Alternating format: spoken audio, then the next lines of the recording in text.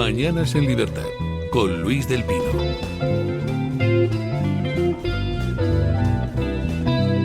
8:43 minutos, 7:43 en las Islas Canarias. Don Julio Ariza, ¿qué tal está usted? Mal. Mal, ¿por qué? Mal por varias razones. La primera, porque estamos teniendo muchos problemas de transmisión hoy. Muchos. Y eso me duele enormemente, porque no se nos puede escuchar por X, no se nos puede escuchar por YouTube, estamos teniendo dificultades en todas partes y tenemos un montón de problemas técnicos y estoy muy cabreado. O sea que estoy mal. Si a eso le uno, que usted ha comentado esta mañana, que efectivamente tardaron 4 días la gente del ejército, incluida la Guardia Civil, sí, en acudir a atender a la gente de Valencia. Entonces yo me pregunto, o sea, el país dice que el PSOE saca su peor resultado de la serie histórica. Lo que no entiendo es cómo sigue saliendo en las encuestas. O sea, puede haber ciudadanos españoles con el más mínimo sentido común que después de ver cómo han tenido una actuación criminal en Valencia, criminal, es decir, han consentido y han impedido que el ejército atendiera a las víctimas desde el primer minuto y tardaron 4 días en llevarlo, y esa gente sigue teniendo intención de voto. O sea, es que ¿En qué país vivo? Rechazó la ayuda de 4 países europeos y al menos un país no europeo, que era El Salvador. Marlaska rechazó mandar a los efectivos de la Guardia Civil especializados en tareas de rescate, a pesar de que los mandos le dijeron, oiga, que estamos aquí para... La pregunta es, ¿se hizo voluntariamente eso? ¿Se retrasó voluntariamente la ayuda? Es decir, ¿ha muerto gente porque evidente. el gobierno retrasó la ayuda? ¿Hace falta un juicio para eso? O sea, hay que abrir mucho los ojos para ver eso. Es decir, cuando ya esa noche, a las 9 de la noche, había dejado de llover, ¿dónde estaba la ayuda? ¿Y al día siguiente dónde estaba la ayuda? ¿Y al día siguiente dónde estaba la ayuda? Hemos tenido que escuchar al escritor como se llame, Monaguillo. Posteguillo. Hemos tenido que escuchar en el Congreso de los Diputados decir que al tercer día no habían llegado todavía y había un cadáver flotando ahí en medio de la plaza, en Paiporta. O sea, ¿y la gente sigue votando a estos tíos? O sea, hay compañeros míos españoles, con ciudadanos, gente que pasea por la calle y tal, que votan a unos tíos que han actuado así. ¿Qué podemos hacer? ¿Qué podemos hacer? Don Iván Vélez, ¿qué podemos hacer?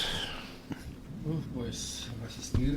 Un momento que no se tiene el micrófono abierto. Ahora. Resistir, combatir, ser firmes... No, poco más se puede hacer. O sea, estoicismo, don Julio. O sea, estoicismo porque evidentemente no podemos entrar en cabezas ajenas y convencerles de que actúan con ese sectarismo. Yo siempre lo digo, lo repetimos siempre en esta tertulia, ¿no? que el PSOE es una estructura muy poderosa, difícil de erosionarla en su núcleo más duro. ¿Por qué? Pues porque son los constructores de la España actual en gran medida y eso es muy difícil de desmantelar. Depende mucha gente de ellos y luego pues hay, como en todos los colectivos, pues gente cuyo credo y que son prácticamente, bueno, o sin prácticamente sectarios. Esos no hay quien los vuelva para atrás porque siempre encontrarán argumentos para mantenerse firmes, pero vamos, desde luego lo que estamos ahora comentando es tremendo, ¿no? Y de hecho hubo siempre una sospecha de que había un retraso deliberado en la actuación, por no hablar de aquellas manifestaciones del doctor diciendo que si necesitan más recursos que los pidan. En fin, fueron días verdaderamente dramáticos. Bueno, estamos asistiendo en los Estados Unidos a una...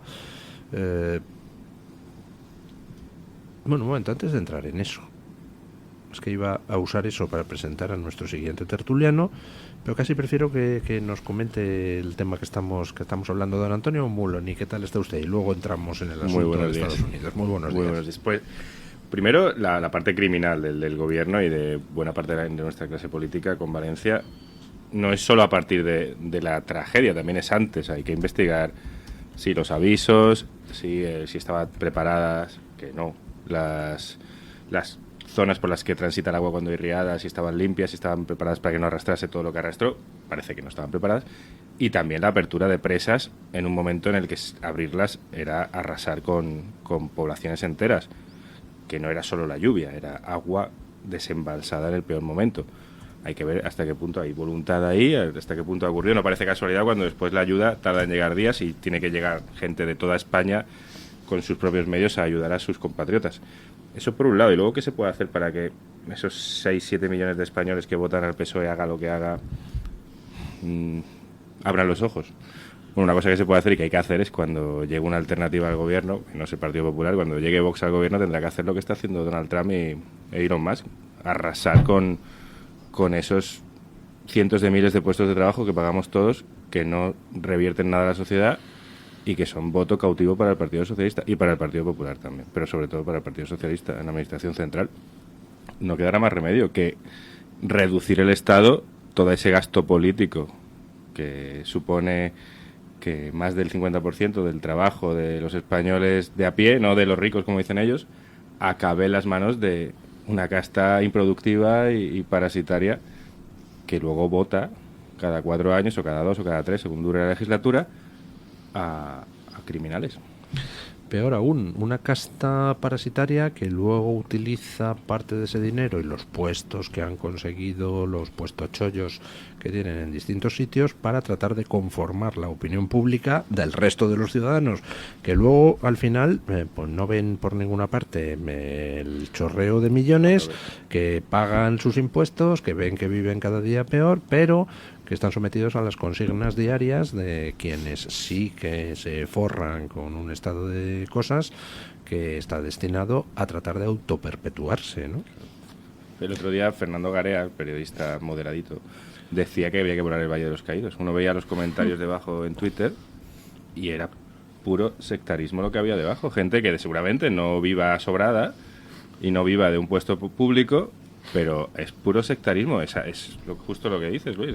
Hay una propaganda promovida por quienes viven de nuestros impuestos para manipular a otros tantos millones de españoles contra el resto.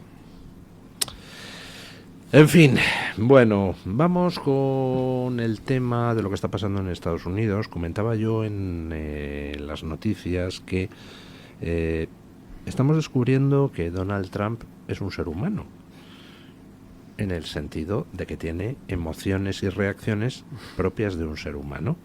Si uno analiza lo que fue el intento de asesinato, mira cómo se comportó Donald Trump durante el intento de asesinato y después, pues lo que pudimos ver fue a alguien con una sangre fría terrible, que durante el intento de asesinato es capaz de levantar el puño y decirle a la gente luchad, luchad, luchad, en lugar de esconderse como un conejo, y posteriormente le vimos mantener un tono de enorme normalidad con respecto a su propio intento de asesinato hasta las elecciones americanas. Uno ve eso y dice, caramba, este tío en fin, no es humano. Alguien a quien intentan asesinar no estaría rabioso, no estaría diciendo, os vais a enterar todos. Pues no, él estaba manteniendo la sangre fría, pero ahora ha llegado ya a la Casa Blanca y se está comportando como alguien a quien han intentado asesinar después de habérsele sometido a todo tipo de campañas de difamación, etcétera, etcétera, etcétera. Y ha entrado como quien tiene muy claro que o acaba con todos los que usando dinero público quieren continuar, están dispuestos a hacer lo que sea para continuar disfrutando de las prebendas del poder, o acaba con ellos, o ellos, por supuesto, intentarán volver a acabar con él. Y está entrando con fumigadora en todo, empezando por un organismo enormemente polémico, que es el de la ayuda exterior, un organismo que creó Kennedy, posiblemente con buenas intenciones, en 1960 y pico, y que se encarga de canalizar miles y miles y miles de dólares de dinero hacia personas, instituciones, organismos del exterior, que al final ese dinero para lo que va es para alimentar toda una maquinaria ideológica progre absolutamente destructiva, ¿no? Bueno, el USAID lo creó Kennedy en un momento cuando crea también el Banco Interamericano de Desarrollo para, a través del desarrollo, entre muchas comillas, combatir al comunismo y combatir la presencia de la Unión Soviética en África y con el Banco Interamericano de Desarrollo en Iberoamérica, a través de la financiación de proyectos de desarrollo, proyectos de ayuda, de infraestructuras, de ayuda.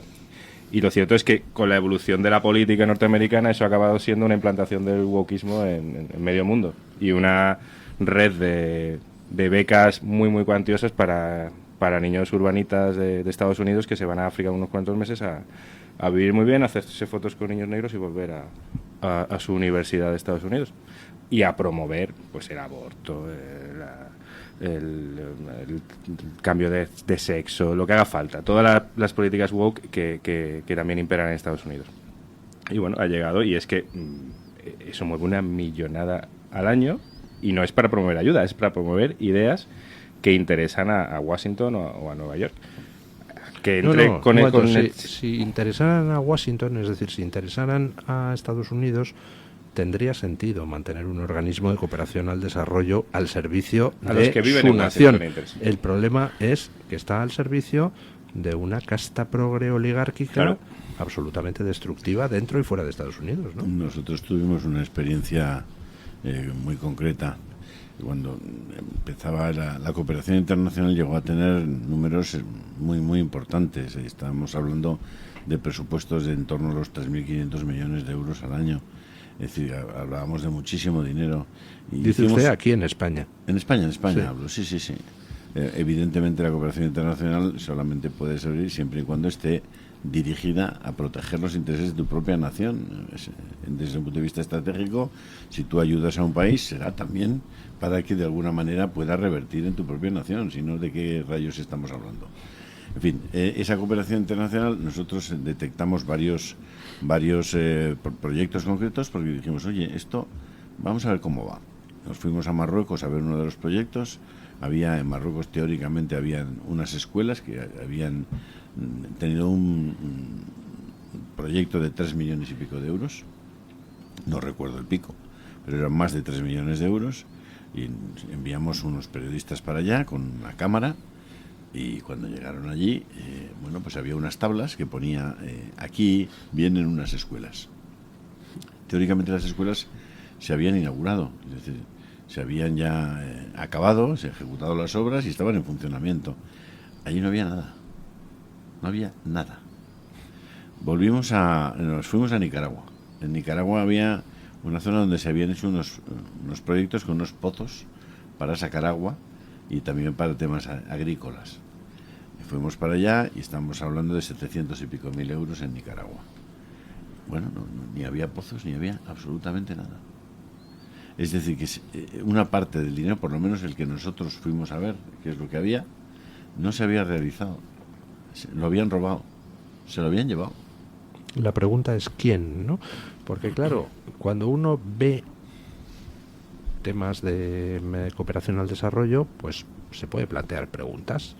Vamos a ver, si un determinado país recibe dinero de España de cooperación al desarrollo y luego ese determinado país paga a políticos españoles, ¿eso es simplemente una casualidad o el dinero que se le ha dado a ese país es para que se le pague a políticos españoles? Es claro. La pregunta. Por ejemplo, Venezuela, ¿no? Por ejemplo. Y vaya usted a ver lo que está pasando también con los lobbies de Marruecos y de otros países en la Unión Europea, ¿no? ¿Qué está pasando con eso? Porque si se asoma a las subvenciones y a las donaciones que hace la Unión Europea a países como Marruecos, pues uno se queda completamente... No crea usted que Marruecos pierde pasta cuando subvenciona a los eurodiputados, ¿eh? Te aseguro que el balance es seguro. ¿Usted cree que algo tiene a cambio, verdad? Para mí que sí, para mí que sí. Además, lo podemos poner al revés. Sí. No se crea usted que cuando los eurodiputados benefician a Marruecos no tienen un retorno, ¿no? Una mansión, algunos por ahí. Bueno, es que en todo eso es necesaria lo que está haciendo Trump, si es que el problema es que están rebotándose frontalmente contra Trump, ver la prensa española, pero el 98% de la prensa española reaccionando contra lo que está haciendo Donald Trump es que te hace reír de una manera, yo es que me parto el bazo por la mañana. Digo, venga, vamos a ver, el ABC, El Mundo, La Vanguardia, El País, da lo mismo. O sea, enfrente de Donald Trump, haga lo que haga. Y tú dices, pero ¿a quién rayos? Los lectores de la ABC les pasa como a los a los pobres españoles, que ¿quién defiende a los lectores de ABC, joder? ¿Y quién defiende a los lectores del Mundo? Porque cuando entras en los comentarios, en El Mundo, por ejemplo, No sabéis, bueno, haced el ejercicio. Es un mundo Cualquier noticia, por ejemplo, sobre Vox en el mundo, poniendo a parir a Vox, obviamente. Comentarios, 173. ¿Quién es? Bueno, lo mínimo que le dicen al periodista del Mundo que ha escrito la crónica es guapito de cara. Bueno, hacemos una pausa publicitaria y seguimos con la tertulia. Acompaña a Santiago Abascal el próximo domingo 9 de febrero.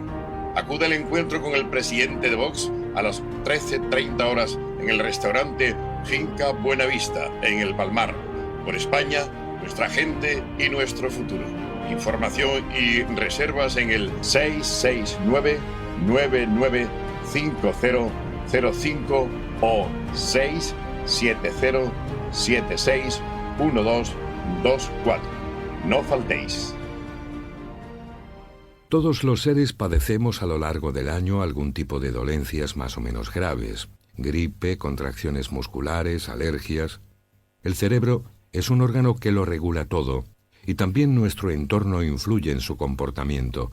Tristeza, insomnio, obsesiones. La psiquiatría no quita los problemas, pero ayuda a mantener una actitud más real y positiva. Sin estigmas, acuda al psiquiatra. Es un consejo del Hospital Psiquiátrico San Francisco de Asís y de la Comunidad Terapéutica San Antonio de Málaga. Escápate de Madrid. Ven al restaurante El Torreón en la cima del Monte del Pardo. Las mejores carnes y pescados desde 40 euros, vino incluido. Carne picaña brasileña y lomo de buey auténticos. Disfruta de su famosa paella con langosta y de grandes vinos y licores en sus amplísimos salones climatizados y terrazas. Cocina abierta de 11 de la mañana a 1 de la noche. Parque infantil, gran parking. Restaurante El Torreón. Naturaleza a 10 minutos de Madrid. Reservas en restauranteeltorreón.com. Está harto de que le hagan esperar al teléfono, de que no le expliquen las ventajas de la contratación en sus seguros. Ahora puede contar con Incos. Le damos un trato personalizado y le ofrecemos un ahorro en sus seguros. Así que no espere más y llame a Incos al 91 032 69 47.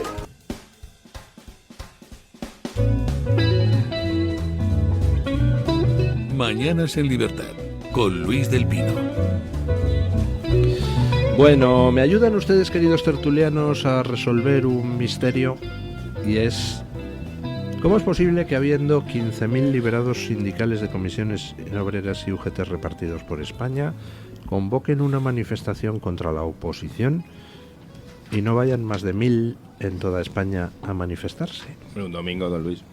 También se atrae, o sea, por la espalda, ¿no? Una manifestación de un liberado sindical que trabaja un domingo, cuando no trabaja ni un jueves, es mucho pedir. Bueno, la verdad es que las imágenes fueron ridículas, y el propio planteamiento lo es. O sea, te quejas de que la oposición no acepta, bueno, oposición o como se le quiera llamar, es una forma de adjetivarla, ¿no? El ministerio del Partido Popular. Claro, entonces, pues si lo asumen todo, y además lo asumen siempre. Lo que pasa es que en ese sentido yo, aunque fracasaran las convocatorias, creo que hacen muy bien los sindicatos verticales y subvencionados. Si saben que les pueden ir coaccionando constantemente y los otros siempre se acoquinan, por decirlo suavemente, pues yo creo que lo hacen bien, porque es una forma también de mantener el negocio. Saben que el caso más flagrante, que yo lo viví muy de cerca, es el de Andalucía, con Moreno Bonilla manteniendo los sindicatos, dándoles de comer. Que Moreno Bonilla lo que es una especie de sustitución de las estructuras socialistas en Andalucía, y así de bien le va allí en Andalucía, ¿no? Y de hecho quizás sea un futurible, por su compadreo con las fuerzas, digamos, establecidas del régimen del 78, con lo cual, pues creo que para los intereses propios de esas organizaciones hicieron bien en salir unos 4 o 5 el domingo a darse un garbeo. A mí me pasa lo mismo que con los de Valencia. Es decir, no, hay cosas que no me caben en la cabeza. Debe ser que ya cada vez mi cabeza absorbe menos. Pero estos señores que tienen 15.000 liberados sindicales, cuando estábamos en plena pandemia, muchos nos esforzábamos en pedirles, por favor, que todos aquellos médicos, enfermeras, enfermeros que estuvieran como liberados sindicales y tal, se reincorporaran a su puesto de trabajo, puesto que estaban cayendo como moscas los facultativos, fruto de los contagios, y no había médicos, ni enfermeras, ni gente suficiente en el mundo sanitario. Bien, sabiendo que había miles de personas que eran liberados sindicales y que no estaban acudiendo a su puesto de trabajo y sin embargo estaban cobrando su salario, pedimos públicamente que esas personas dijeran que se iban a reincorporar y animaran a sus compañeros a reincorporarse para tratar de paliar esa situación que era terrible. Pues bueno, no se incorporó ni uno. Estaban en la lucha obrera. No hubo ni una sola reincorporación. Permitieron que mucha gente no tuviera asistencia médica porque ellos no quisieron reincorporarse. Entonces, yo me hago la misma pregunta que antes. ¿Se puede seguir en la UGT o en comisiones obreras después de esa forma de actuar? Pues se puede seguir. Como se puede seguir votando al PSOE después de haber permitido que muriera gente en Valencia y haber actuado criminalmente, pues se puede seguir votándoles. Entonces, cuando uno se encuentra ante una sociedad en su contorno que es capaz de seguir apoyando acciones, actitudes, formas de gobernar como estas, pues uno tienes dificultades para comprenderlo y para aceptarlo. Fíjese si se puede seguir votando al PSOE, a UGT, a Comisiones Obreras, apoyándolas, que el Partido Popular lo hace. Que los representantes de otros 7-8 millones de españoles, por ahora, 7-8 y bajando, lo hacen. Apoyan las leyes del Partido Socialista, mantienen a los sindicatos. Cuando no pactan con Vox, mantienen exactamente la misma financiación para los sindicatos en las regiones y los ayuntamientos en los que gobiernan, o en el gobierno central cuando toca. Y Juanma Moreno es el futuro, es el ejemplo a seguir. El PP ha decidido que el modelo es el de Moreno Bonilla, que es mantener lo que hay exactamente igual, tener contentos a los liberados sindicales, a los sindicalistas, a los funcionarios y ganarse su voto, o al menos no movilizarlos. De hecho, ganó en la provincia de Sevilla, en las autonómicas, cosa que es un hecho histórico. Milagroso, sí. Sí, yo quería comentar también respecto a los sindicatos. Es que además, ellos que tanto hablan de la clase obrera, que cultivan algunos mitos ya verdaderamente un poco extraños, ¿no? Pero ¿cómo casa eso con su apoyo al secesionismo catalán, por ejemplo? Yo tuve además la oportunidad, de las pocas veces que uno dice, he ido a un medio de comunicación a desahogarme del todo, no en este que me desahogo bastante, a Pepe Álvarez, o José Álvarez, o Josep Álvarez, porque depende del momento, se llama de un modo u otro, le pregunté que cómo es posible que su sindicato... Cuando no le están viendo las cámaras se llama Rodolfo Langostino. Ah, vale. No, yo lo veía en persona. Entonces yo le dije cómo era posible que su sindicato apoyara la inmersión lingüística obligatoria en Cataluña, por ejemplo. No tuvo, balbuceó el ascensor social, bla, bla, bla, bla, bla, bla, bla. Son colaboracionistas de la demolición de la nación española. O sea, que eso yo creo que es evidente. Y entonces, si ellos dicen defender la clase obrera, qué mayor traición a la clase obrera que fragmentarla con los límites autonómicos y las barreras a la movilidad del obrero que se han establecido con el régimen del 78. Pues esta es la UGT, con sus estructuras y con sus liberados y con las ayudas del PSOE y del PP, porque son pues eso, los hacedores del sistema. Bueno, les doy una noticia de última hora, publica El País. El PP pacta con PSOE y Sumar excluir a Vox de la Junta Electoral Central. Se confirma. Sorpresas cero, ¿no? No. Bueno, pero está Gran claro. noticia para Vox. Es lo mejor que le puede pasar a Vox. Sí, pero yo señalaría una cosa, que yo estoy todo el rato ligando PP-PSOE, ¿no? Que es una cosa casi es una evidencia, ¿no? Bueno, pero es que siempre hay un tercer invitado. El tercer invitado se llama PNV o la marca establecida por Pujol y su ambiente envolvente, en este caso Puigdemont. Entonces, esto demuestra qué es lo que está ocurriendo en España, que es la connivencia de facciones que quieren destruir nuestra nación. Y por otra parte, para los que hablan tanto de lo público, yo soy defensor de lo público, dado mi trayectoria, ¿no? Qué mayor ataque a lo público que intentar quedarte con una parte de lo público, como es una región española llamada en este caso Cataluña. Entonces, esto es verdaderamente para que tenga ojos, que lo vea. Es evidente la conexión, la sintonía entre el golpismo y los partidos hegemónicos.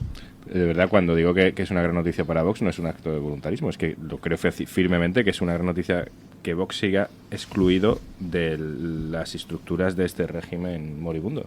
Y que Partido Popular, Partido Socialista y los satélites que le rodean sigan excluyendo a Vox y se demuestre que es pues un sistema y una alternativa, que no...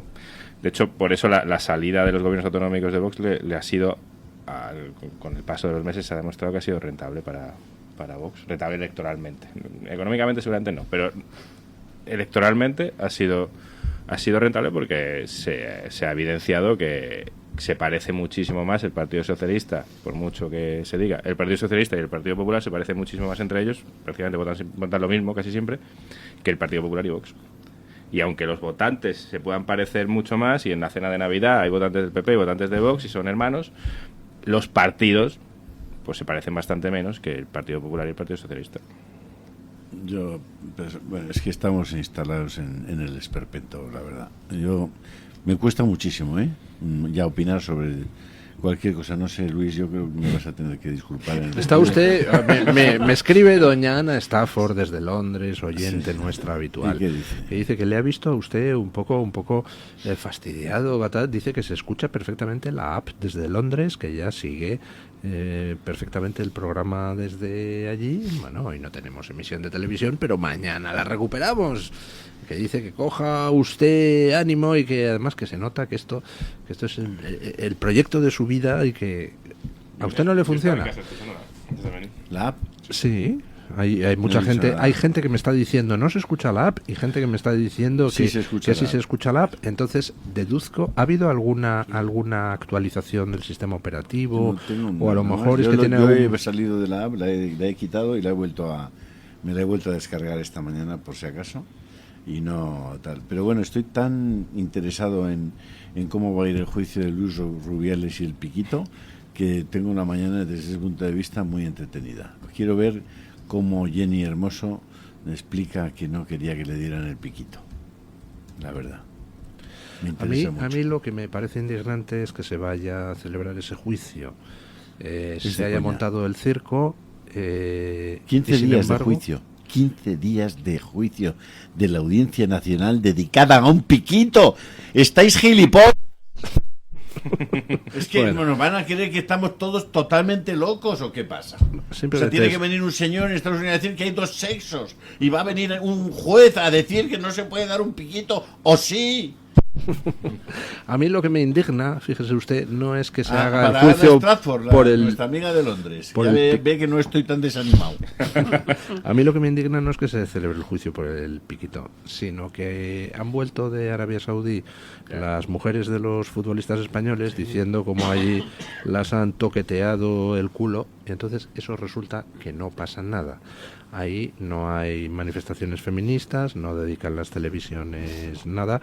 Incluso ha habido una futbolista femenina que ha justificado el ir a Arabia Saudí porque claro, si no, pues no cobras ese dinero que... me parece absolutamente demencial. Yo empezaría por criticar. Yo que soy sexo por dinero, entonces. Yo que soy futbolero y madridista, lo tengo que confesar abiertamente, es que no sé qué pinta la Supercopa de España en Arabia. Esto me parece una barbaridad. No me gusta nada. Aparte de un formato de 4, ya tal nivel de hacer caja constantemente. Pero encima te lo llevas a Arabia, le tocan el culo, como ha dicho usted, a la mujer de no sé qué futbolista. ¿Y dónde están las grandes defensoras del feminismo administrado, por utilizar la fórmula de Salvador Calderón? ¿Dónde están esas mujeres? ¿Dónde están? Es que no lo veo. Diciendo que hay que ir. Diciendo que hay que ir, ¿verdad? Diciendo que hay que ir. Y ahora tenemos 15 días, una extraordinaria cortina de humo. Ya habría que contabilizar los minutos que se le va a dedicar al asunto del famoso Piquito. Bueno. Va a ser tremendo cuando además... claro, bueno, esto es la vida misma de los medios de comunicación. Claro, si atiendes a una cosa, desatiendes otras. Y lo que se desatiende, y yo siento ser reiterativo, es, por ejemplo, cuestiones como esta que digo de la inversión lingüística. Es una auténtica atrocidad que en España 1/3 de los alumnos nacionales no pueden estudiar en la lengua de Cervantes. Es una auténtica barbaridad. Y de eso no habla nadie. Se habla del Piquito y se habla de... Ayer, por lo visto, una mujer enseñó unos diminutos senos para atemorizar al personal y creo que no lo ha conseguido. Pues también se va a hablar de eso. Es increíble, es increíble.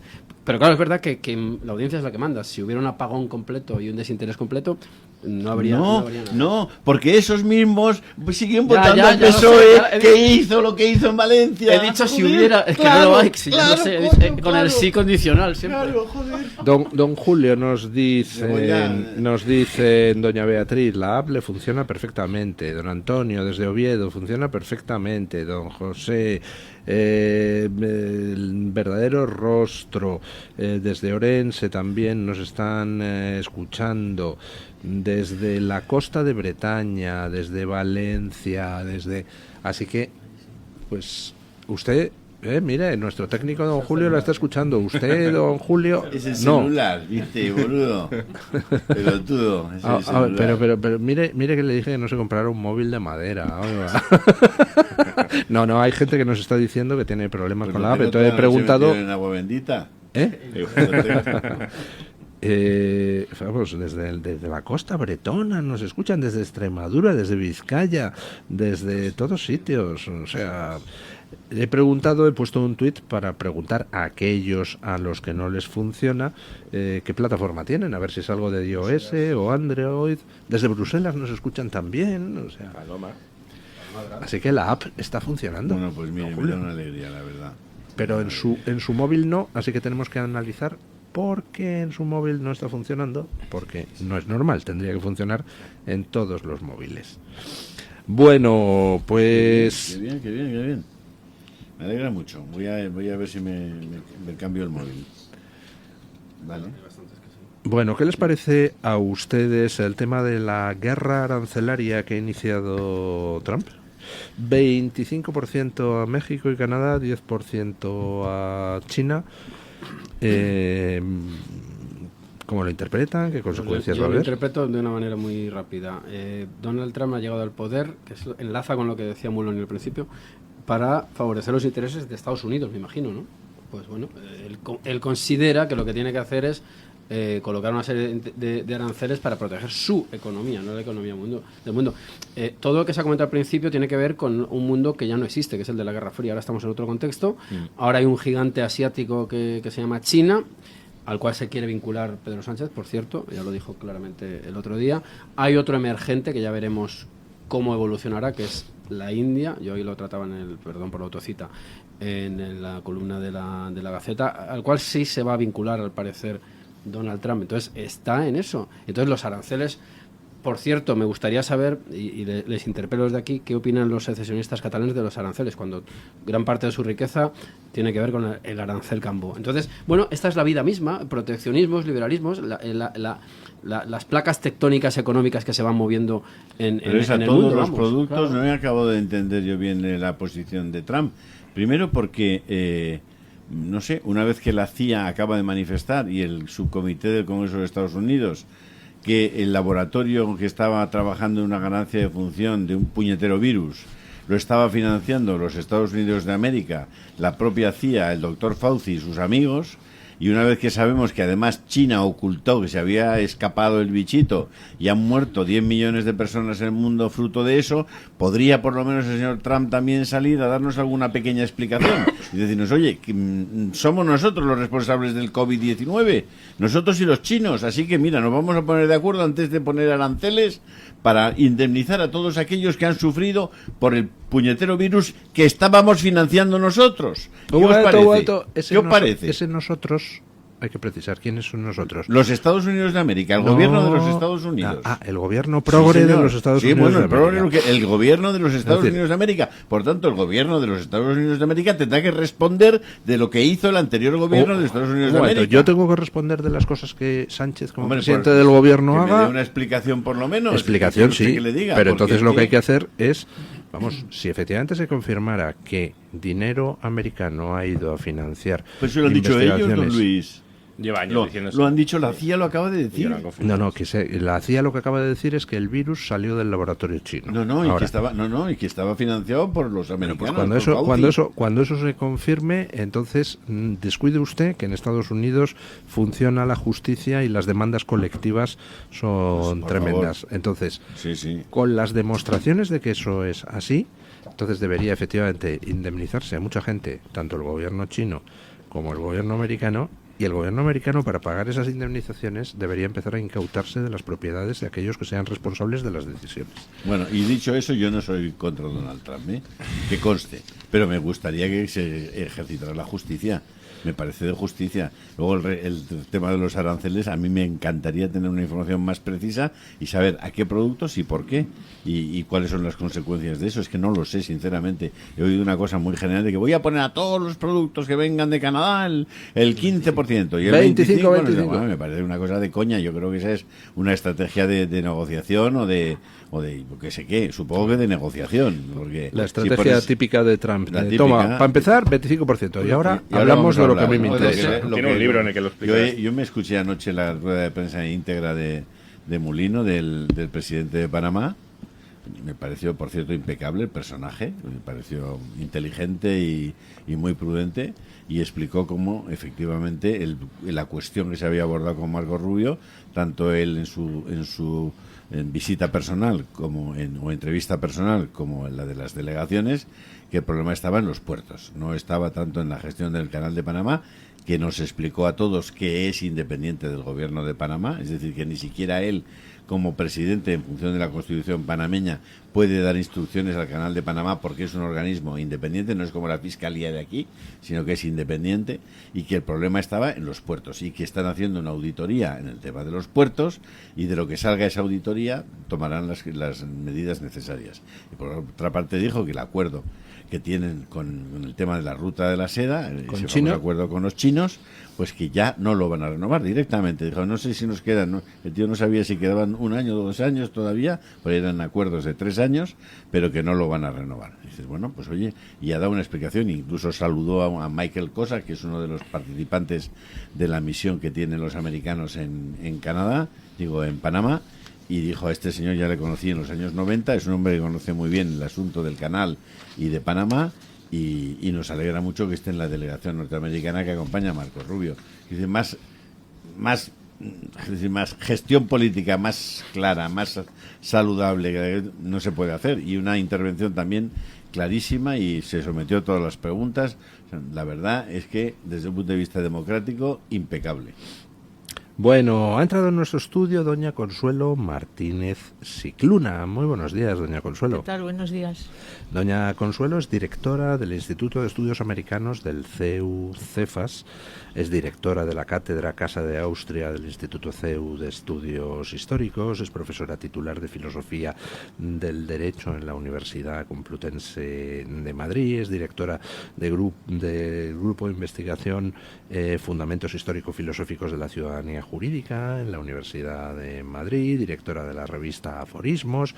Es alguien pues con un gran conocimiento de la historia, del derecho, y con la que queríamos hablar de un seminario enormemente interesante que ahora está celebrando, o que va a celebrar a partir del miércoles 5 de febrero, el CEU Cefas, porque ese seminario, doña Consuelo, trata sobre las poblaciones indígenas y el derecho indiano, que es un tema absolutamente fascinante. ¿CEU Cefas es San Pablo CEU?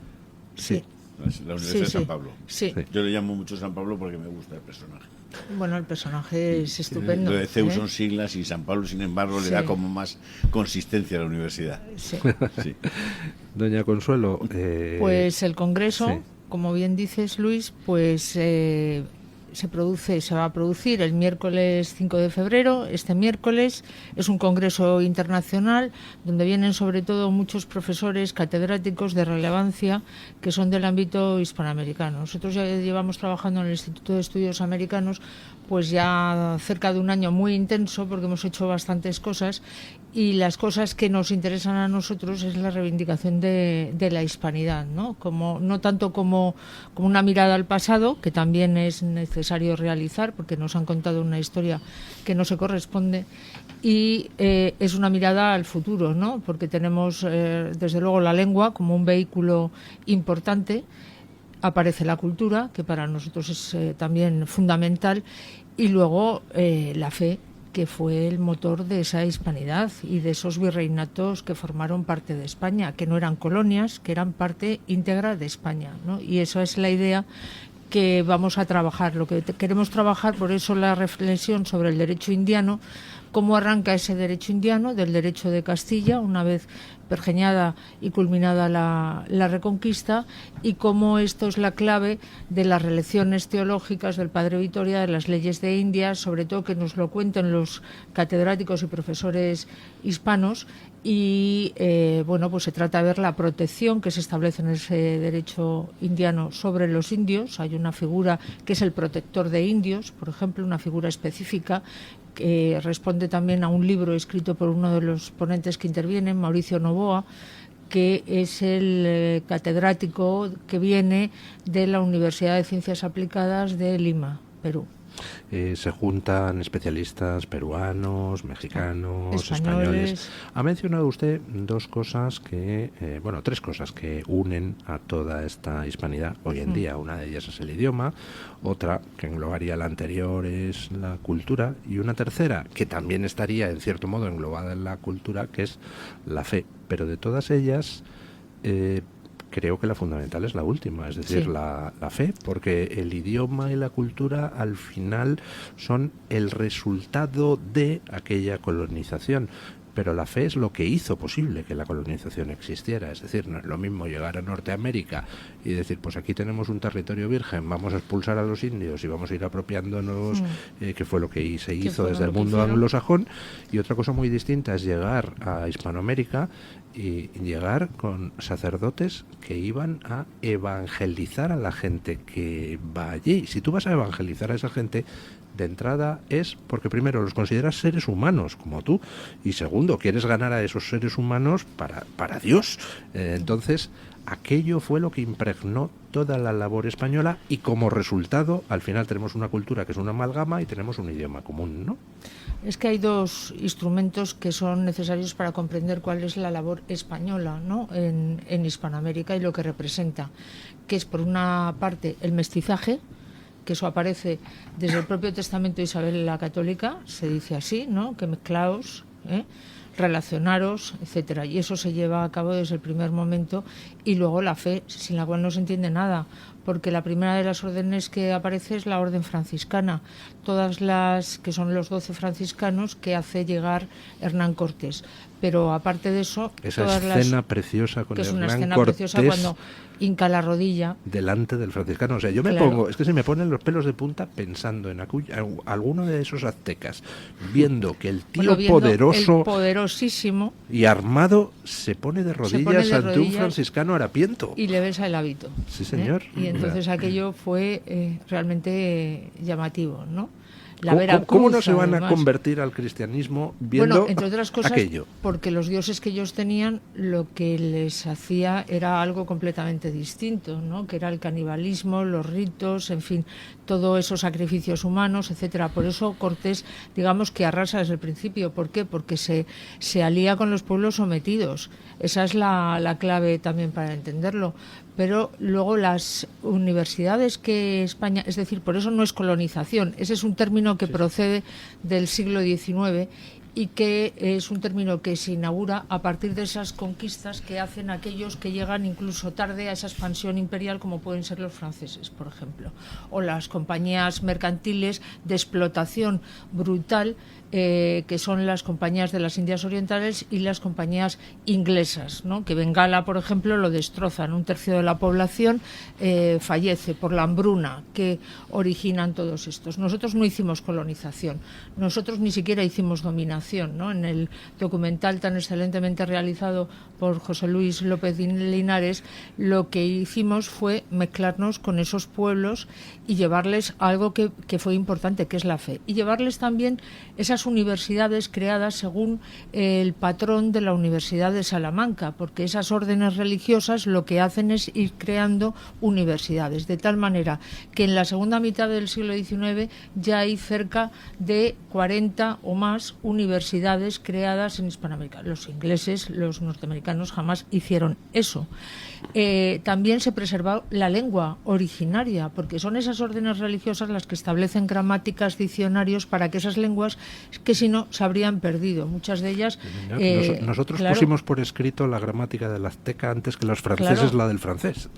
Efectivamente. Entonces, ¿por qué? Porque no era dominación, porque lo que querían era entenderse, no dominar. Si hubiera sido así, pues evidentemente el imperio español, la dominación española, hubiera durado lo que puedes mantener en esclavitud a la gente, ¿no? Que es lo que hicieron los ingleses y luego los franceses con su propia expansión colonial. Pero España no hizo eso.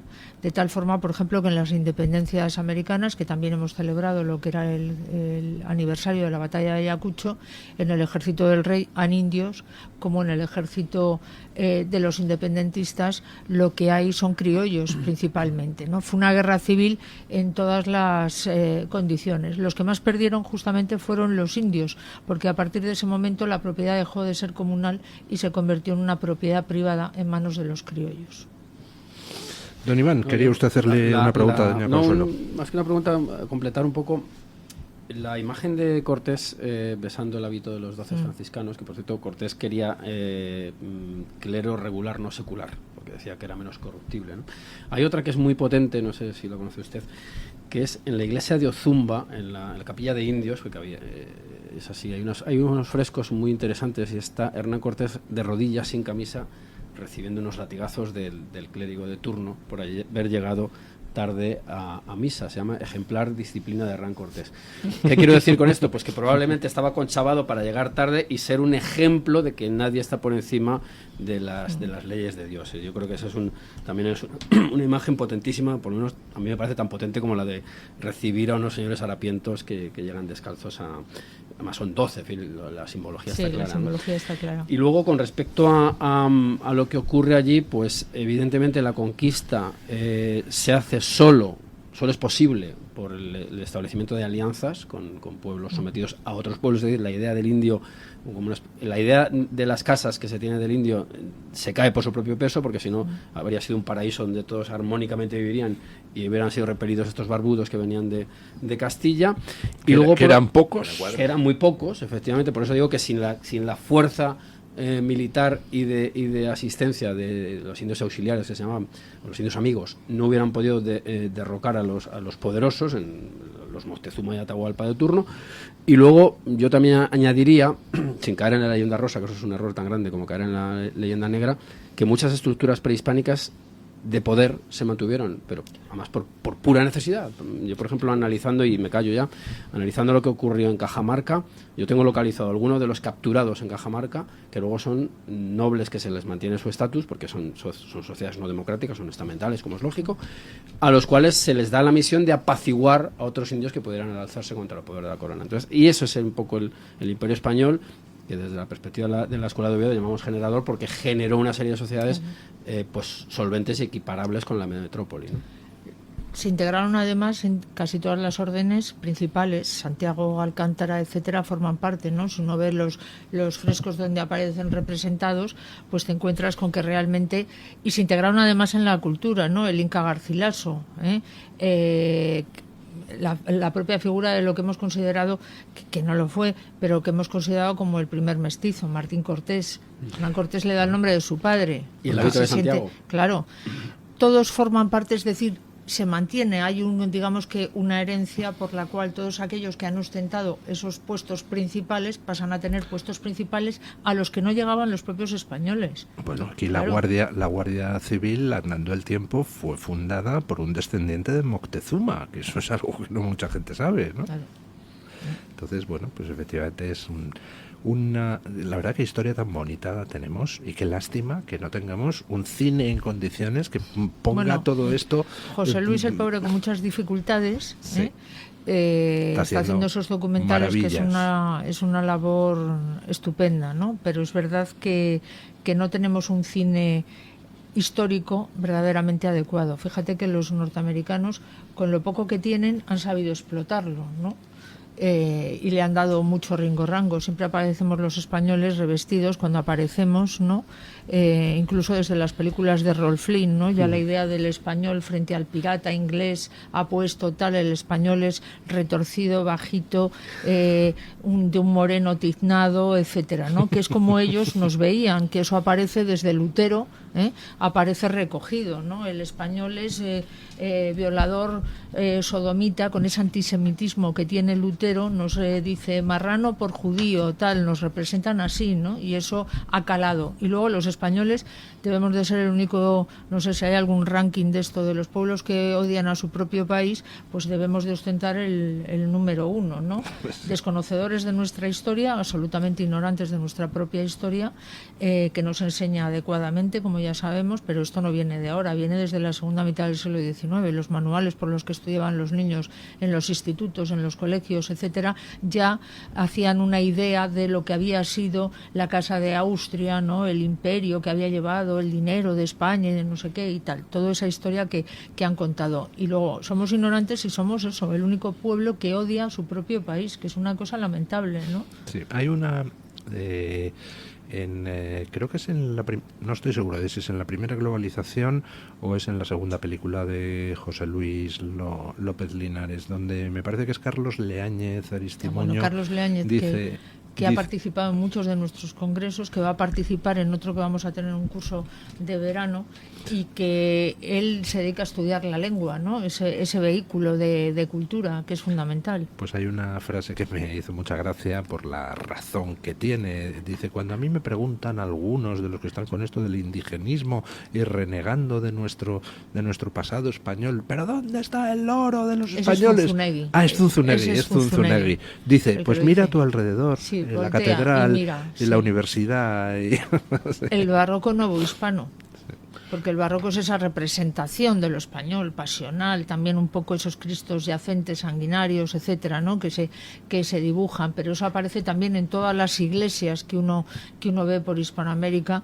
Es esa explosión del barroco como una expresión fundamental de lo que es la hispanidad también. Bueno, pues doña Consuelo, le agradezco muchísimo que haya estado aquí para hablarnos de este apasionante seminario, y la pregunta que se estarán haciendo algunos de nuestros oyentes es ¿y cómo demonios me apunto? Pues miren, es muy fácil. Entran ustedes en su buscador favorito de internet y ponen Derecho Indiano Cefas. Y sale, lo primero que sale, Seminario, las poblaciones indígenas y el derecho indiano. Entran ustedes ahí, en la web de la Universidad de San Pablo, Cefas-CEU, y ahí pues se pueden inscribir, ¿no? Vale. Si no, lo recibimos gustosamente, si no pueden hacer la inscripción o no saben cómo entrar adecuadamente, no hay ningún problema. Bueno, pues entonces decimos que es el miércoles 5 de febrero, en la Casa de América, en el Salón Miguel de Cervantes. ¿Y dónde está la Casa de América? Pues en el Paseo de Recoletos 1 de Madrid. ¿A qué hora empieza el seminario? Pues las acreditaciones empiezan a las 9:30 y a las 10 empezaremos con la inauguración. Bueno, pues como son muchos los oyentes que estarán interesados, les recomiendo que vayan pronto, porque si no, no entran. Muchas gracias, doña Consuelo. Luis. Hacemos una pausa publicitaria y rematamos la tertulia. Acompaña a Santiago Abascal el próximo domingo 9 de febrero. Acude al encuentro con el presidente de Vox a las 13:30 horas en el restaurante Finca Buenavista, en El Palmar. Por España, nuestra gente y nuestro futuro. Información y reservas en el 669-995005 o 670761224. No faltéis. Si quiere solucionar con éxito su pérdida auditiva, visite Mi Centro Auditivo. Profesionales expertos con más de 20 años de experiencia en la mejora eficaz de la audición. En Mi Centro Auditivo le ofrecen la tecnología más vanguardista, como los audífonos Phonak, que cuentan con los avances más novedosos en prestaciones tecnológicas, diseño y conectividad. Reserve su cita y disfrute de un mayor bienestar con una mejor audición. ¿Tu piel ha perdido firmeza? ¿Tus articulaciones están más rígidas? La fórmula de Aminopac contiene aminoácidos precursores del colágeno y vitamina C necesarios para la salud de tu piel, huesos y articulaciones. Dale a tu cuerpo lo que necesita para producir colágeno con Aminopac. Pídelo en tu herbolario o farmacia o visita ahora mederinutrición.com.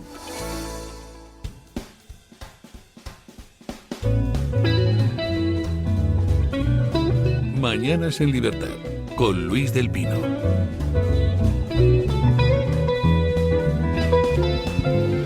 Bueno, nos sigue llegando mensajes de gente que escucha la app perfectamente desde todas partes, pero también nos llega alguno que dice que efectivamente ha tenido algún problema, pero que después de dejar la app cargando un rato se ha solucionado. ¿Ah, sí? Entonces ha debido de haber algún problema de actualizaciones o de sistema operativo, de versiones de la app, no lo sé. Bueno, el caso es que lo miraremos, pero lo importante es que mañana ya tendremos de nuevo la emisión a través de Twitter, YouTube, el Toro TV, así que bueno, pues nada. Recuperaremos la normalidad. Recuperaremos la normalidad. Salimos más fuertes. Hombre, sí, señor. Que vamos. Caramba. ¿Has Bueno, visto perdona, solo un segundo, la estadística de Pew Research Center que he publicado en Telegram de los países, preguntado en un país si la religión daña a la sociedad o la ayuda o la mejora, hay una estadística brutal. Sí, hay 3 países europeos donde se considera, donde considera la gente que la religión es más perjudicial que beneficiosa. España no está entre esos países europeos, aunque está por poquito. 41% que daña. Sí, es tremendo. A mí me ha parecido una estadística increíble. Hay muchos musulmanes en España, a lo mejor va por esa cosa. Bueno, pero de hecho, fíjate si que Indonesia es el único país en el que el 100%, país musulmán, en el que el 100% dice que la religión ayuda a la sociedad. Es que si alguno no lo dice, pues lo mismo pero por ejemplo en Europa, tanto Hungría un 73%, Italia un 65%, Polonia un 62%, dicen que la religión le ayuda a la sociedad. O sea que bueno, en fin, muy interesante la verdad. En fin, bueno, ¿qué les ha parecido a ustedes? Vamos a ver, Pedro Sánchez es un señor al que es difícil encontrar virtudes, ¿no? Pero sin embargo alguna tiene. Por ejemplo, es capaz de premiar adecuadamente a los que bien le sirven en sus actividades presuntamente criminales. Y me refiero a que acaba de nombrar como número 2 de Óscar López en Madrid a la asesora de Moncloa, que resulta que fue la que intentó filtrar, bueno, la que filtró a Lobato los correos del novio de Ayuso. O sea, hace falta, vamos, tenerlos cuadrados para ser tan obsceno en las recompensas a quienes... Habría que apelar a otro lema, ya que ha salido uno, lo de no dejar a nadie atrás, ¿no? Quizá. Tiene el Pedro Sánchez y el PSOE en general, ¿eh? Esto no es nuevo de Pedro Sánchez, esto lo ha hecho el Partido Socialista toda su historia. Tiene la misma capacidad para no dejar a ningún criminal atrás que el Partido Popular para dejar atrás a todos los buenos, a todos los que valen. Es la misma capacidad. Yo también veo aquí mucha impunidad en el Partido Socialista, una sensación de impunidad, que la que le decía a Lobato que delinquiese ahora esté ascendida a número 2 del Partido Socialista de Madrid, cuando hay pruebas en mensajes, pues dice mucho de la impunidad con la que vive el Partido Socialista y todo lo que rodea a Pedro Sánchez. Es que es la mano derecha esta señora era la mano derecha de Pedro Sánchez en aquel momento. Con un punto de chulería, como diciendo, que no, pues toma, sí, 2 tazas. Y lo hacen, yo creo que efectivamente por una cuestión de impunidad. Saben que tienen muchísimas herramientas a su alcance, está el intento de asalto al Poder Judicial a pleno rendimiento, y es eso, pues, que no, pues toma. No quieres caldo, toma 2 tazas. Yo creo que ese refrán lo refleja bien, ¿no? La verdad es que seguimos en una situación lamentable. Yo cuando te escucho... Acércase un poco cuando te micro. Escucho decir que huele a elecciones generales, me alegras el día. Pero luego pienso en la zanahoria y el palo que tiene Sánchez para Puigdemont y digo, qué difícil va a ser esto. Porque claro, ¿la zanahoria cuál es? La zanahoria es la aprobación de la ley que va a suprimir la acusación particular. En el momento la acusación en que, popular. Sí. Perdón, discúlpame. La acusación popular. En el momento en que eso se produzca, y parece que estamos hablando de 30, 40 días, en ese mismo momento Puigdemont viene a España, Llarena le hace comparecer, el fiscal le pide la libertad y se va a su casa. Y Puigdemont no pasa ni una hora en el Tribunal Supremo. Bien, esa es la zanahoria. Dice, Puigdemont, te voy a aprobar esta ley. Una vez que está aprobada, tú dirás, oye, pero entonces ya no hay zanahoria y ya Puigdemont puede dejar en la estacada a Sánchez. No. porque está pendiente el recurso ante el Tribunal Constitucional de la ley de amnistía. ¿Y de quién depende el Tribunal Constitucional? Del mismo sitio que la Fiscalía. Por tanto, Sánchez sigue teniendo el palo para que Puigdemont no se le desmadre, aunque ya se haya producido su, entre comillas, liberación de la orden de arresto que tiene en este momento practicada por el juez Llarena. Así que en esas estamos. El PNV ya ha demostrado que es un partido absolutamente corrompido. Evidentemente no hay una prensa libre en el País Vasco que pueda sacar a la luz la cantidad de corruptelas que ese partido está produciendo en el País Vasco. Algún día saldrán, si Dios quiere. Bueno, alguno ha salido, el caso de Miguel y todos estos, sí, ¿no? Sí, y qué repercusión, pues, no, cero. Pues, sí, da igual, lo que hagan da igual. Están robándonos al resto de los españoles impunemente y aquí también pues están tranquilos, porque al final, oye, como son solo 2 millones los que roban, pues no pasa nada. Bueno, vaya mañanita. Está usted muy... Yo, ¿por qué creo que vamos a elecciones rápido? ¿Por qué? Porque acaba de publicar el BOE el concurso para el suministro de la papelería electoral cuando no hay de ninguna elecciones. Eso lo han hecho para animarle a usted. Yo creo que sí. ¿No? O sea, puede ser jugada de despiste o puede ser que haya elecciones. Estamos asistiendo a una explosión de encuestas ciertamente llamativa. O sea, en los últimos 3 días 5 tenemos Target Point, 40dB, Amalgama Métrica, Electomanía, Sigma 2. De repente le ha entrado a todo el mundo la fiebre por medir cómo está el electorado. Hombre, cuando a uno le entra la fiebre por medir cómo está el electorado es porque vamos a elecciones. ¿Y no será porque vende mucho lo de las encuestas y tiene muchas visitas y tal? Pero entonces sería continuo, ¿no? Y sí, tendríamos pues 5 encuestas, ¿no? Pero no tantas. ¿Tantas a la vez? No lo sé. A mí me parece un poco rara esta ¿Usted epidemia. cree que son las encuestas y que el mundo, el país y tal encargan encuestas porque creen que hay elecciones? No, yo creo que el mundo, el país encargan encuestas porque, bueno, les dicen, oye, ¿por qué no sacáis una encuesta? Ya. Pero las encuestas, al menos las que yo estoy viendo, le quitan el poder al PSOE. Ya no tiene con quién aliarse. Entonces, pero eso está descontado, ¿no? O sea, no creo que haya nadie que... Yo lo siento. Feijóo en 2023. Yo no soy tan... vamos, no es que sea un pesimista Feijóo y yo. Total, pero por puro realismo sabemos de la resistencia, Manual de Resistencia, por cierto, cito esa obra magna del PSOE, firmada por Pedro Sánchez y que sale en la portada de él también. A ver, el que tiene que apretar el botón de las elecciones es Pedro Sánchez. Si todas las encuestas le dan que no, creo yo que será cuestión de aguantar, resistir y ya cambiará el tiempo y ya intentaremos llegar a acuerdo con quien sea. En fin, argumentos pues contra Franco, con la macroeconomía, pero no veo posibilidad. ¿Está usted describiendo el dilema del ludópata en el casino? ¿Qué hago? ¿Sigo apostando a ver si me cambia la racha? Pero es que en este caso y por tanto sigo perdiendo dinero o corto pérdidas aquí. Pero no ese pierde, es el asunto. Pero es Sánchez que no pierde nada. Él no pierde, porque él ahora mismo puede aguantar hasta el 27. Yo creo que a mí no soy sospechoso de apoyar a Sánchez en nada, sinceramente. Para mí es nefasto. Casi ninguno. Pero me pongo un poco en el pellejo de Sánchez, que alguna de sus virtudes es, desde un punto de vista estrictamente político, hablo de eso, su carencia de escrúpulos y su utilitarismo de cualquier cosa, y dirá, bueno, yo voy a aguantar 2 años porque vete tú a saber si sacamos escándalos de no sé quién, si me convierto en el adalid del antifascismo cósmico y por lo tanto congrego a todos los demás, me voy cargando a sumar. Tierra en Radio Libertad, en fin. Pero ¿sabe usted quién tiene menos escrúpulos que Sánchez? ¿Quién? Quienes por encima de él le han estado utilizando durante este tiempo. Una Ursula von der Leyen, con lo cual yo me pongo... Pústula von der Leyen, con lo cual yo me pongo en su piel y digo, ¿Sánchez me sigue siendo útil? ¿O en estos momentos Sánchez es un riesgo porque con Sánchez en Moncloa se está disparando Vox, que es un partido que no estoy de acuerdo? No estoy de acuerdo porque Sánchez es el más dócil europeísta que hay en Europa, ¿vale? Sí, claro.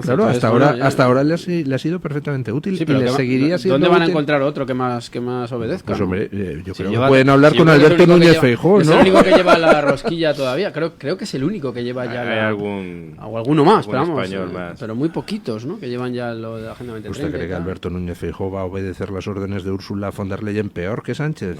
No he dicho eso, pero he dicho que de momento está siendo un hombre muy útil para esos intereses. Claro, que pero suponemos... si ahora se dispara Vox, que es lo que no quieren que pase. Ya lo sé, pues entonces buscarán. Claro, Bueno, por eso tratan de dividir a Vox incluso. Claro, están pero haciéndole no está todo lo que funcionando. pueden por dentro. La semana pasada están saliera- usando claro. a Olona y a otros para tratar de dividir a Vox por dentro. Pero no si es de funciona libro. ya, ¿no? ¿Eh? Ya no funciona eso. No, evidentemente, pero hacen ruido. enredan. Bueno, Hacen sí, ruido. vale, Sí, bueno, pero- porque pero hagan no- ruido. pero no Pero vamos a decir, funciona. gente que aparentemente habían estado en un partido político porque defendían unas ideas y estaban convencidos de tal. Resulta que a la primera de cambio les importa un bledo que esas ideas puedan estar perjudicadas por su actuación. Pues dices, oye, pues chico, entonces tú no estabas ahí por esto, estabas por otras razones, hijo mío o hija mía. Digo O yo. hijos míos. O hijos míos varios. Sí, sí. Por cierto, si nunca mejor dicho. Bueno, Sí, Luis, sí. yo no quiero aguardar la fiesta, pero... venga. Saquen ustedes a relucir su pesimismo, hombre. No, pero es que Puro hasta- realismo. es realismo. Hasta el suplicatorio, o sea, Sánchez puede aguantar hasta que el suplicatorio, si se pide, sea cancelado. No tiene sentido que él proponga unas elecciones y eso devenga en un parlamento que ¿Usted sea- recuerda cómo que aprobase cayó un Zapatero? suplicatorio. Zapatero cayó cuando sus varones vieron que era perjudicial para el Partido Socialista, cosa que Sánchez no permitió. Convocó elecciones el día que sus varones se iban a girar contra él. Un ratito antes. Zapatero es un señor que dijo no voy a aplicar ajustes en España y duró exactamente 24 horas. Bueno, Porque pero le ha ido muy bien después. Le llamó Obama y le Sánchez, dijo, no sé yo. mira macho, o haces lo que te decimos o quiebras. Y ha sido Entonces, rehabilitado Zapatero. Bueno, y tiene una mina ya de oro, que Sánchez, ¿no? increíble, ¿no? Bueno, otro criminal que, en fin, que habiendo apoyado, como ahora ya no hablamos de Venezuela, porque aquí las cosas pasan a tal velocidad que nos olvidamos hasta de los crímenes. De los crímenes de Valencia nos hemos olvidado de los crímenes de Venezuela y nos vamos a olvidar de cualquier cosa que ocurra, porque esta es una sociedad tan líquida, tan estúpida, tan frívola, de que no lee cuatro codificados. Pues es una cosa a mí me preocupa muchísimo, porque con esta sociedad realmente alguien que tenga poder como estos y con el dinero que dedican al tema publicidad institucional pueden hacer lo que les dé la gana. Lo que les dé la gana. Es una sociedad que no tiene solución. Solo la gente joven en este momento está planteando una batalla a esta gentuza, porque en general el pensionista está dispuesto a decir, oye, pues mira, si a mí me sube la pensión, pues tira EA, que son esos 7 millones de votos que tiene el Partido Socialista, funcionarios y pensionistas. Desde luego los autónomos salen corriendo cuando oyen hablar de Pedro Sánchez, porque claro, sobrevivir en España como autónomo o como pequeño empresario es prácticamente imposible. O sea, es muy, muy difícil. Acaba de llegar el trimestre, por cierto. Bueno, pues... ¿Qué quieres que te diga, Luis? Pues no lo sé, pero no me van a sacar ustedes de mi optimismo ¿Y vital. cuándo serían esas elecciones generales? Convocará el 23 de febrero. El día de las alemanas, casualmente. Al día siguiente de las elecciones alemanas, o esa misma noche, convoca, disuelve y convoca. Queda grabado. Queda grabado, don Luis. Va a ganar a FD. De hecho, la intención de Sánchez era haber convocado al día siguiente de la victoria de Trump. Y la Dana le arruinó el tema. Bueno, pero se había producido ya la Dana, se había producido mucho antes. Una semana antes. Mucho antes, ¿no? Una semana antes. Una semana antes. Claro. O sea, la intención de Trump, y se publicó en su día. Hay un artículo que yo creo que es de Ketty Garat, que en Moncloa estaban los rumores de que Sánchez iba a disolver al día siguiente de la victoria de Trump. Bueno, que con el también ha argumento- dicho que un montón de cosas y no parece que las profecías de San Malaquías estén en esa línea. Bueno, ha dicho que van a salir cosas que van a provocar la caída de Sánchez. Sí, claro. Ya Pero veremos si por yo el no digo momento. cuándo, yo digo Sánchez va a morir. Sí, claro. Será en el 2096. Pues, es distinto, ¿no? Digo, Bueno. quiero decirte que es difícil predecir especialmente el futuro. Ya, pero bueno, el caso es que aquello se publicó antes de la victoria de Trump. Y tiene sentido que cogiera y disolviera el Parlamento en ese momento donde no estaba tan bajo en las encuestas, ni Vox tan alto, ni el PP tan alto, y hubiera tratado de sacar, hombre, un resultado digno, o incluso pues, quedar por delante del PP aunque no formara gobierno. ¿Cómo? Pues apelando a... Ha ganado el fascismo en Estados Unidos, aquí, queridos compatriotas, vamos a pararle los pies, etcétera, etcétera, etcétera. Habría tenido desfilando líderes europeos aquí en España, en las elecciones.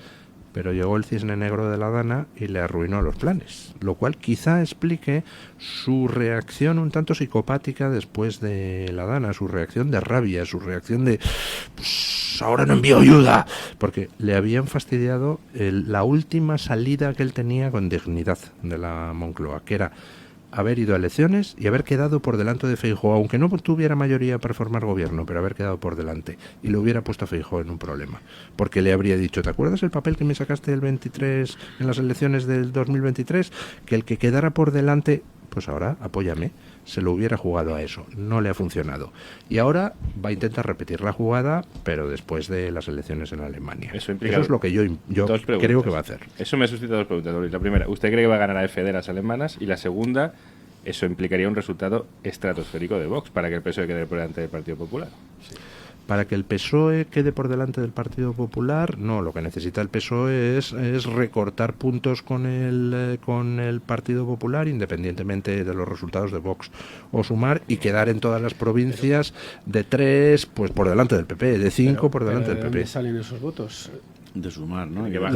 Si a Sumar ya se lo ha ventilado, más o menos, ¿no? ¿De dónde salieron el 23J? Pues yo creo que nos podríamos encontrar otra vez... ¿Más escaños que PP? ¿Cómo? Que no tuvo más escaños que PP. Es que no llegó. No, pero porque Sumar estaba alto, ahora ha fagocitado a sí, Sumar. Pero con y tiene mucha gente que se ha ido a la abstención. Tampoco está llegando, es que un poco lo que está diciendo. Pero porque la gente se está refugiando en la abstención. Si yo creo que no le va a salir bien la jugada, ni le hubiera salido bien en noviembre. Es una incógnita. Pero lo habría intentado. Pero eso de la abstención va un poco en la línea de los así llamados pesimistas hoy aquí en esta mesa, porque entendemos que a última hora tocan arrebato y el señor que está muy consternado porque no sé qué, no sé cuánto, dice, pero que yo no voy a participar en la heroica derrota del fascismo que nos asedia. Pues creo que eso puede movilizar. Sí. Que es absurdo, que es atávico, irracional, de acuerdo, pero estas son las realidades en las que vivimos en España. Es un país coincidirá usted conmigo en que movilizará, pero menos que en el 23, ¿verdad? Bueno, AfD, es decir, que de entonces aquí ha habido mucho desengaño. Con respecto a AfD, yo no creo que AfD vaya a ganar, pero va a tener un resultado espectacular y va a quedar a corta... 25%. Por eso va a quedar a corta distancia de la CDU, lo cual es un terremoto político en Alemania. Y va a batir al Partido Socialdemócrata, pero de cajón. O sea, ahí va a más que duplicar sus votos de una elección a otra. Entonces, es suficientemente aldabonazo como para que Sánchez lo intente aprovechar como llega el fascismo, amix. Van a obligar a que PP y PSOE, CDU y SPD, se junten. Claro. La gran coalición que siempre ha estado gravitando esa idea. Bueno, eso puede llegar a ocurrir, porque es que al final, yo insisto, el tinglao que tenemos montado en el último medio siglo en España depende de esas dos fuerzas hegemónicas, alternantes, y no olvidemos de los cacicazgos regionales, que además se van fortaleciendo cada vez más. Bueno, dicho todo lo cual, es decir, yo les he expuesto mis argumentos y añado el último. Seguramente estoy equivocado porque yo siempre me equivoco por intentar aplicar la lógica a la política. Entonces, doña Carmen Carbonell, ¿qué dicen nuestros oyentes? Don Luis, vengo con buenas noticias porque en un día así como este lunes, tal lunes, vuelve con nosotros Chocolates y Dulces Matías López con esta tableta de chocolate que tengo en mi mano. Es de chocolate a la taza, que se lleva el mejor de los contertulios. Hoy he hecho un poco de trampa porque como es el primer día que tenemos que anunciar esta campaña, se lo vamos a dar al más puntual de los tres, que ha sido don Iván Vélez, que es el que ha llegado, bueno, no puntual, ha llegado antes de tiempo, es el que primero ha llegado. Al que madruga, Dios le ayuda. Bueno, pues se lleva esta tableta de chocolate a la taza de Matías López. Tenemos que decir que es un chocolate negro del 67% de pureza. ¿Qué significa esto? Que lo pueden ustedes tomar como chocolate negro, pues por ejemplo, después de comer, o elaborarlo a la taza. Métodos para elaborar este chocolate, facilísimo. Disuelven una oncita de chocolate en leche caliente, por ejemplo, y se le hace un chocolate a la francesa. ¿Cómo es el chocolate a la francesa? Un poquito más ligero que el chocolate a la taza que tomamos nosotros aquí en España con churros, ¿no? Sino que simplemente es como un poquito más suave. ¿Que lo quieren más espeso? Pues ya saben, más onzas de chocolate, más porcentaje de cacao y por tanto un poquito más grueso, un poquito más fuerte. En cualquier caso, saben que lo pueden tomar solo con esa oncita de chocolate o también disuelto en ese vasito de leche como les estamos contando. www.chocolatesmatiaslopez.es es la página web y allí pueden encontrar todas las variedades. Y don Luis, tengo los resultados de esta encuesta que lanzábamos esta mañana ¿Se acuerda usted que estaba preguntando por el tema de la manifestación, por el tema de los sindicatos? Concretamente lo que les preguntábamos era ¿a qué cree que se debe que no hayan ido ni los propios liberados sindicales a la manifestación que estaba convocada contra la oposición? Dábamos 4 opciones. La primera, porque tenían un compromiso. La segunda, porque había algún virus mutante. La tercera, porque el fin de semana es para el descanso. Y la cuarta, son unos vagos redomados. Hoy solamente tenemos encuesta en Twitter. Ya saben que no tenemos emisión en YouTube. Así que tenemos que decir que la que ha ganado es la cuarta opción, con un 75% de los votos. Para la mayor parte de nuestros oyentes, son unos vagos redomados. La siguiente opción, que se lleva el 19% de los apoyos, la segunda opción más votada, es la de que el fin de semana es para el descanso. Pero, don Luis, me ha llamado la atención un dato muy importante que usted me ha puesto. El Día del Señor. Hombre, claro, el Día del Señor, no van a ir a trabajar los liberados sindicales ese día. El dato de las mariscadas, don Luis, que es otra de las opciones que se ponía encima de la mesa y usted se ha olvidado. En Twitter dice Sayonara Perro que tenía un compromiso, pero con las gambas y con los langostinos. Juan Francisco Arroqui en la comunidad de YouTube dice que estaban en el bar comiendo gambas. Xavi Cevic, también en esa comunidad de YouTube, dice que trabaja en una marisquería y se llevaron hasta los bigotes de las gambas que había en los cubos de basura. Y termino con un comentario de Miocid en Twitter que dice: no había gambas para todos, son unos parásitos. Bueno, muchísimas gracias, doña Carmen Carbonell.